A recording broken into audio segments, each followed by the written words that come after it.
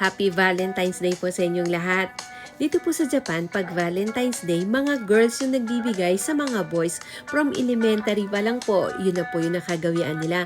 Kaya po ngayon, gagawin po natin ang Nama Choco, ang chocolate that melts in your mouth.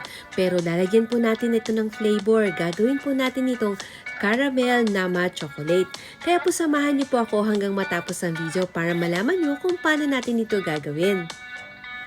Isa pong pakiusap, kung kayo po ay bago dito sa aking channel, please, pa-subscribe na po. Pakiclick po yung bell, yung all na po para lagi kayong updated at notified sa mga bagong video uploads ko. Paki-like and share na rin po ng mga video. At huwag niyo pong kalilimutang mag-iwan ng comment. Baka po meron kayong request or suggestion, nandyan po ang comment section.